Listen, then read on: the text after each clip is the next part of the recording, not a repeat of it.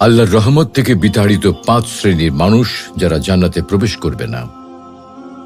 আল্লাহ তাআলা আমাদেরকে তার রহমত থেকে বিতাড়িত 5 শ্রেণীর মানুষ সম্পর্কে সতর্ক করে দিয়েছেন যারা জান্নাতে প্রবেশ করবে না। আল্লাহ তাআলা তাদেরকে যন্ত্রণাদায়ক আযাবের সুসংবাদ দিয়েছেন। এসব লোক কারা, তারা কি অপরাধ করেছে? আজকের আলোচনায় আমরা তাই জানতে চেষ্টা করব ইনশাআল্লাহ। রাসূলুল্লাহ সাল্লাল্লাহু আলাইহি ওয়াসাল্লাম আমাদেরকে জানিয়েছেন, যে সকল ব্যক্তিদের উপর আল্লাহ তাআলার লানত বা অভিশাপ বর্ষিত হয়েছে, দেখা গেছে সেই সব ব্যক্তিরা অনেক বেশি পরিমাণে কবিরা গুনাহ করেছে এবং অনেক বড় বড় অন্যায় অপরাধ করেছে। প্রিয় ভাইয়েরা, লানত হলো আল্লাহর রহমত থেকে দূরে সরে যাওয়া এবং আল্লাহর রহমত থেকে বিতাড়িত হওয়া। সুতরাং যে ব্যক্তি আল্লাহর রহমত থেকে বিতাড়িত হলো, সে যেন আল্লাহর অনুগ্রহ থেকে দূরে সরে গেল, আল্লাহর ক্ষমা থেকে বঞ্চিত হলো। আর যে ব্যক্তি আল্লাহর রহমত থেকে দূরে সরে গেল, তার অবধারিত ঠিকানা হলো জাহান্নাম। তা থেকে তাকে কেউ রক্ষা করতে পারবে না। তাই আমরা সবসময় আল্লাহর কাছে নিরাপত্তা ও ক্ষমা চাই এবং আল্লাহর কাছে তার রোগ, ক্রোধ ও লানত থেকে আশ্রয় প্রার্থনা করি। এখন আমরা আলোচনা করব এই 5 অভিশপ্ত শ্রেণীর মানুষদের সম্পর্কে। প্রথম অভিশপ্ত ব্যক্তি হল যে তার পিতামাতাকে কষ্ট দেয়, গালি দেয় এবং তাদের অবাধ্য হয়। পালনকর্তা আদেশ করেছেন যে তাকে ছাড়া অন্য কারো ইবাদত করো না এবং পিতামাতার সাথে সদ্ব্যবহার করো। তাদের মধ্যে কেউ অথবা উভয়ই যদি তোমার জীবদ্দশায় বার্ধক্যে উপনীত হয়, তবে তাদেরকে উফ শব্দটুকু বলতে দিও না, তাদেরকে ধমক দিও না এবং তাদের সাথে শিষ্টাচারপূর্ণ কথা বলো। রাসূলুল্লাহ সাল্লাল্লাহু আলাইহি ওয়াসাল্লাম বলেন, যে ব্যক্তি তার পিতামাতাকে গালমন্দ করে, কষ্ট দেয়, আল্লাহ তাআলা তাকে অভিসম্পাত করেছেন। ঠিক একইভাবে যে ব্যক্তি তার পিতামাতার অবাধ্য হলো, তার উপরেও আল্লাহর অভিশাপ। পিতামাতাকে গালি দেওয়া এই উপায়ও হয়ে থাকে। যেমন এক ব্যক্তি অপর কোনো ব্যক্তির মাতা পিতাকে গালি দিল, তারপর ওই ব্যক্তিও পাল্টা তার মাতা পিতাকে গালি দিল। এটা তার মাতা পিতার পক্ষ থেকে অভিসম্পাতের কারণ হয়ে দাঁড়ায়। এমনটাই বুখারী ও মুসলিমের হাদিসে বলা হয়েছে। রাসূলুল্লাহ সাল্লাল্লাহু আলাইহি ওয়াসাল্লাম বলেন, মাতা পিতাকে গালি দেওয়া কবিরা গুনাহ। সাহাবীরা জানতে চেয়ে বললেন, হে আল্লাহর রাসূল, কোন মানুষ কি কখনো তার মাতা পিতাকে গালি দেয়? রাসূলুল্লাহ সাল্লাল্লাহু আলাইহি ওয়াসাল্লাম বলেন, হ্যাঁ দেয়। আর এটা এভাবে যে সে অন্য কোনো ব্যক্তির বাবাকে গালি দেয় আর ওই ব্যক্তিও পাল্টা তার বাবাকে গালি দেয়। সে অন্য কোনো ব্যক্তির মাকে গালি দেয় আর ওই ব্যক্তিও পাল্টা তার মাকে গালি দেয়। আর মানুষকে অন্যায়ভাবে গালি দেয়া কবিরা গুনাহ। দ্বিতীয় অভিশপ্ত ব্যক্তি হলো যে দিনকে গালি দেয় বা দিন নিয়ে তুচ্ছ তাচ্ছিল্য করে, অথবা রাসূলুল্লাহ সাল্লাল্লাহু আলাইহি ওয়াসাল্লাম ও তার পরিবারের লোকদেরকে গালি দেয়। আব্দুল্লাহ ইবনু মাসউদ রাদিয়াল্লাহু তাআলা আনহু থেকে বর্ণিত, নবী সাল্লাল্লাহু আলাইহি ওয়াসাল্লাম ইরশাদ করেন, মুসলিমকে গালি দেয়া ফাসিকি এবং তার সাথে লড়াই করা কুফরি। অপর একটি হাদিসে আব্দুল্লাহ ইবনু আব্বাস রাদিয়াল্লাহু তাআলা আনহু থেকে বর্ণিত, জনৈক দাসী রাসূলুল্লাহ সাল্লাল্লাহু আলাইহি ওয়াসাল্লামকে গালি দেয়। উক্ত দাসীর মালিক তাকে নিষেধ করে, কিন্তু দাসীটা নিষেধ অমান্য করে রাসূল সাল্লাল্লাহু আলাইহি ওয়াসাল্লামকে গালি দিতে থাকে। ফলে মুনিব তাকে হত্যা করেন। এই ঘটনা জানতে পেরে রাসূলুল্লাহ সাল্লাল্লাহু আলাইহি ওয়াসাল্লাম বলেছেন, তোমরা সাক্ষী থেকো, উক্ত দাসীর রক্ত মূল্যহীন।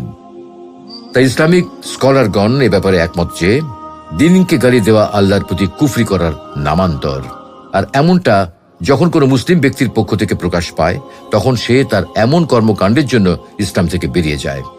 আমরা এমন হওয়া থেকে আল্লাহর কাছে আশ্রয় প্রার্থনা করি। এ ব্যাপারে ব্যক্তির মূর্খতা বা অজ্ঞতা ক্ষমাযোগ্য হিসেবে গণ্য করা হবে না।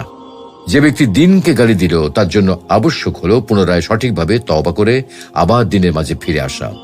আর যে ব্যক্তি দিন নিয়ে তুচ্ছ তাচ্ছিল্য করলো, তার জন্য পরামর্শ হলো সে গোসল করে পাক পবিত্র হয়ে কালিমায়ে শাহাদাত পাঠ করে আল্লাহ সুবহানাহু ওয়া তাআলার কাছে তওবা করবে আর বেশি বেশি ইস্তেগফার ও দোয়া করবে।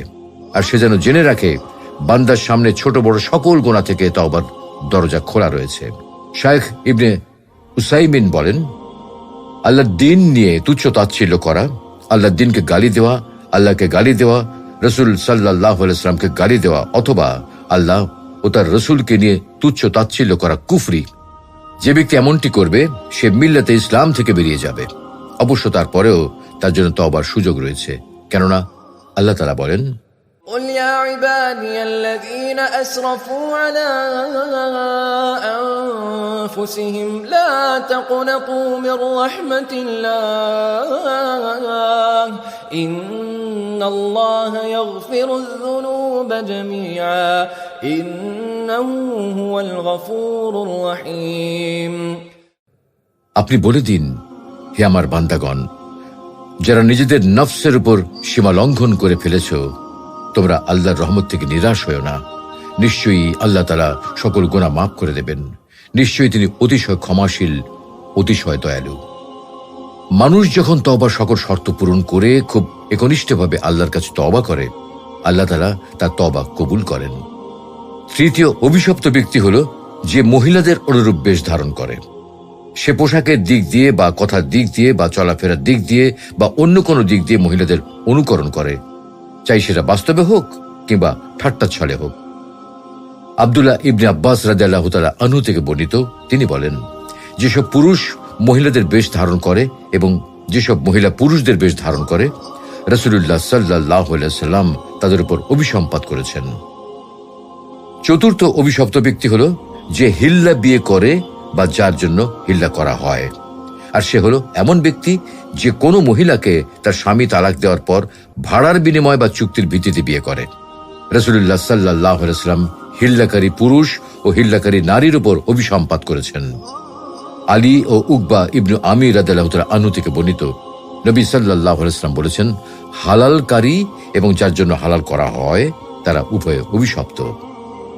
পঞ্চম অভিশপ্ত ব্যক্তি হল যে ঘুষ দেয় ও যে ঘুষ গ্রহণ করে। রাসূলুল্লাহ সাল্লাল্লাহু আলাইহি ওয়াসাল্লাম ইরশাদ করেন, ঘুষ প্রদানকারী ও ঘুষ গ্রহণকারীর উপর আল্লাহ অভিসম্পাত করেছেন। ঘুষ আদান প্রদান করাকে ইসলামে হারাম ঘোষণা করা হয়েছে এবং এটাকে নিকৃষ্ট পর্যায়ের হারাম বলা হয়েছে। ঘুষ আদান প্রদান বলতে বোঝায় কারো কাছ থেকে কোনো একটা কাজ করিয়ে নিতে তাকে বাড়তি কিছু অর্থ প্রদান করা, অথচ এই কাজটা ওই ব্যক্তির পক্ষ থেকে এমনিতেই করে দেওয়া আবশ্যক ছিল। ঘুষ আদান প্রদানটা যদি কোনো বাতিল বিষয়কে হক বলে সাব্যস্ত করা বা কোনো হক বিষয়কে বাতিল বলে সাব্যস্ত করার উদ্দেশ্য কিংবা কারো প্রতি জুলুম করার উদ্দেশ্য হয়ে থাকে, তাহলে তার হারাম হওয়ার ব্যাপারে আরো কঠোরতা অবলম্বন করা হয়েছে। সুতরাং ঘুষ আদান প্রদান করা কবিরা গুনাহ, যা আল্লাহ সুবহানাহু ওয়া তাআলা তার বান্দাদের উপর হারাম করেছেন। যারা এমনটা করে তাদের উপর রাসূলুল্লাহ সাল্লাল্লাহু আলাইহি ওয়াসাল্লাম অভিসম্পাত করেছেন।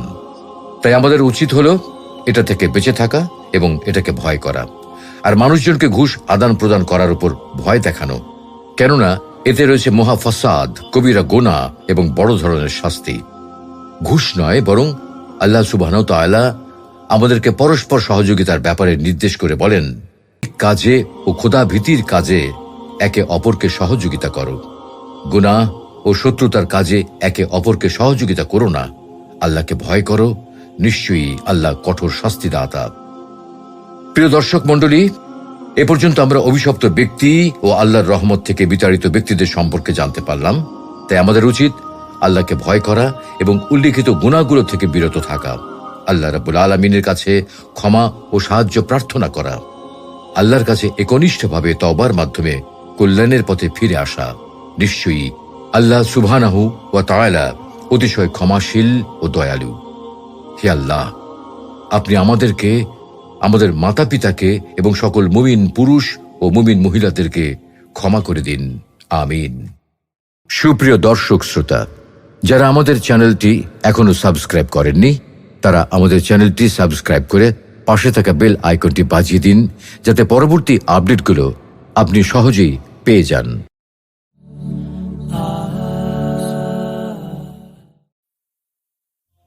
আল্লাহর রহমত থেকে বিতাড়িত 5 শ্রেণীর মানুষ যারা জান্নাতে প্রবেশ করবে না। আল্লাহ তাআলা আমাদেরকে তার রহমত থেকে বিতাড়িত 5 শ্রেণীর মানুষ সম্পর্কে সতর্ক করে দিয়েছেন, যারা জান্নাতে প্রবেশ করবে না। আল্লাহ তাআলা তাদেরকে যন্ত্রণাদায়ক আযাবের সুসংবাদ দিয়েছেন। এসব লোক কারা, তারা কি অপরাধ করেছে? আজকের আলোচনায় আমরা তাই জানতে চেষ্টা করব ইনশাআল্লাহ।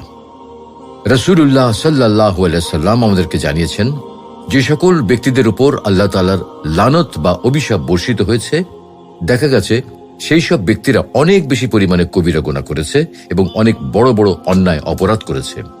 প্রিয় ভাইয়েরা, লানত হলো আল্লাহর রহমত থেকে দূরে সরে যাওয়া এবং আল্লাহর রহমত থেকে বিতাড়িত হওয়া। সুতরাং যে ব্যক্তি আল্লাহর রহমত থেকে বিতাড়িত হল, সে যেন আল্লাহর অনুগ্রহ থেকে দূরে সরে গেল, আল্লাহর ক্ষমা থেকে বঞ্চিত হল। আর যে ব্যক্তি আল্লাহর রহমত থেকে দূরে সরে গেল, তার অবধারিত ঠিকানা হল জাহান্নাম। তা থেকে তাকে কেউ রক্ষা করতে পারবে না। তাই আমরা সবসময় আল্লাহর কাছে নিরাপত্তা ও ক্ষমা চাই এবং আল্লাহর কাছে তার রোগ, ক্রোধ ও লানত থেকে আশ্রয় প্রার্থনা করি।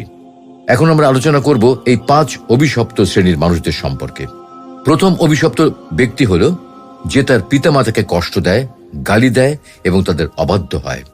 তোমার পালনকর্তা আদেশ করেছেন যে তাকে ছাড়া অন্য কারো ইবাদত করো না এবং পিতামাতার সাথে সদ্ব্যবহার করো। তাদের মধ্যে কেউ অথবা উভয়ই যদি তোমার জীবদ্দশায় বার্ধক্যে উপনীত হয়, তবে তাদেরকে উফ শব্দটুকু বলতে দিও না, তাদেরকে ধমক দিও না এবং তাদের সাথে শিষ্টাচারপূর্ণ কথা বলো। রাসূলুল্লাহ সাল্লাল্লাহু আলাইহি সাল্লাম বলেন, যে ব্যক্তি তার পিতামাতাকে গালমন্দ করে, কষ্ট দেয়, আল্লাহ তাআলা তাকে অভিসম্পাত করেছেন। ঠিক একইভাবে যে ব্যক্তি তার পিতামাতার অবাধ্য হলো, তার উপরেও আল্লাহর অভিশাপ। পিতামাতাকে গালি দেওয়া এই উপায়ও হয়ে থাকে। যেমন এক ব্যক্তি অপর কোনো ব্যক্তির মাতা পিতাকে গালি দিল, তারপর ওই ব্যক্তিও পাল্টা তার মাতা পিতাকে গালি দিল। এটা তার মাতা পিতার পক্ষ থেকে অভিসম্পাতের কারণ হয়ে দাঁড়ায়। এমনটাই বুখারী ও মুসলিমের হাদিসে বলা হয়েছে। রাসূলুল্লাহ সাল্লাল্লাহু আলাইহি ওয়াসাল্লাম বলেন, মাতা পিতাকে গালি দেওয়া কবিরা গুনাহ। সাহাবীরা জানতে চেয়ে বললেন, হে আল্লাহর রাসূল, কোন মানুষ কি কখনো তার মাতা পিতাকে গালি দেয়? রাসূলুল্লাহ সাল্লাল্লাহু আলাইহি ওয়াসাল্লাম বলেন, হ্যাঁ দেয়। আর এটা এভাবে যে সে অন্য কোনো ব্যক্তির বাবাকে গালি দেয় আর ওই ব্যক্তিও পাল্টা তার বাবাকে গালি দেয়। সে অন্য কোনো ব্যক্তির মাকে গালি দেয় আর ওই ব্যক্তিও পাল্টা তার মাকে গালি দেয়। আর মানুষকে অন্যায়ভাবে গালি দেয়া কবিরা গুনাহ। দ্বিতীয় অভিশপ্ত ব্যক্তি হলো যে দিনকে গালি দেয় বা দিন নিয়ে তুচ্ছ তাচ্ছিল্য করে অথবা রাসূলুল্লাহ সাল্লাল্লাহু আলাইহি সাল্লাম ও তার পরিবারের লোকদেরকে গালি দেয়। আব্দুল্লাহ ইবনু মাসউদ রাদিয়াল্লাহু তাআলা আনহু থেকে বর্ণিত, নবী সাল্লাল্লাহু আলাইহি ওয়াসাল্লাম ইরশাদ করেন, মুসলিমকে গালি দেয়া ফাসিকি এবং তার সাথে লড়াই করা কুফরি। অপর একটি হাদিসে আব্দুল্লাহ ইবনু আব্বাস রাদিয়াল্লাহু তাআলা আনহু থেকে বর্ণিত, জনৈক দাসী রাসূলুল্লাহ সাল্লাল্লাহু আলাইহি ওয়াসাল্লামকে গালি দেয়। উক্ত দাসীর মালিক তাকে নিষেধ করে, কিন্তু দাসীটা নিষেধ অমান্য করে রাসূল সাল্লাল্লাহু আলাইহি ওয়াসাল্লামকে গালি দিতে থাকে। ফলে মুনিব তাকে হত্যা করেন। এই ঘটনা জানতে পেরে রাসূলুল্লাহ সাল্লাল্লাহু আলাইহি ওয়াসাল্লাম বলেছেন, তোমরা সাক্ষী থেকো, উক্ত দাসীর রক্ত মূল্যহীন। তাই ইসলামিক স্কলারগণ এ ব্যাপারে একমত যে দিনকে গালি দেওয়া আল্লাহর প্রতি কুফরি করার নামান্তর। আর এমনটা যখন কোনো মুসলিম ব্যক্তির পক্ষ থেকে প্রকাশ পায়, তখন সে তার এমন কর্মকাণ্ডের জন্য ইসলাম থেকে বেরিয়ে যায়। আমরা এমন হওয়া থেকে আল্লাহর কাছে আশ্রয় প্রার্থনা করি। এ ব্যাপারে ব্যক্তির মূর্খতা বা অজ্ঞতা ক্ষমাযোগ্য হিসেবে গণ্য করা হবে না। যে ব্যক্তি দিনকে গালি দিল, তার জন্য আবশ্যক হলো পুনরায় সঠিকভাবে তওবা করে আবার দিনের মাঝে ফিরে আসা। আর যে ব্যক্তি দিন নিয়ে তুচ্ছ তাচ্ছিল্য করলো, তার জন্য পরামর্শ হলো সে গোসল করে পাক পবিত্র হয়ে কালিমায়ে শাহাদাত পাঠ করে আল্লাহ সুবহানাহু ওয়া তাআলার কাছে তওবা করবে আর বেশি বেশি ইস্তেগফার ও দোয়া করবে। আর সে যেন জেনে রাখে, বান্দার সামনে ছোট বড় সকল গুনাহ থেকে তওবার দরজা খোলা রয়েছে। শাইখ ইবনে উসাইমিন বলেন, আল্লাহর দিন নিয়ে তুচ্ছ তাচ্ছিল্য করা, আল্লাহর দিনকে গালি দেওয়া, আল্লাহকে গালি দেওয়া, রাসূল সাল্লাল্লাহু আলাইহি ওয়াসাল্লামকে গালি দেওয়া অথবা আল্লাহ ও তার রাসূলকে নিয়ে তুচ্ছ তাচ্ছিল্য করা কুফরি। যে ব্যক্তি এমনটি করবে, সে মিল্লাতে ইসলাম থেকে বেরিয়ে যাবে। অবশ্য তারপরেও তার জন্য তওবার সুযোগ রয়েছে, কেননা আল্লাহ তাআলা বলেন, قل يا عبادي الذين أسرفوا على أنفسهم لا تقنطوا من رحمة الله إن الله يغفر الذنوب جميعا إنه هو الغفور الرحيم।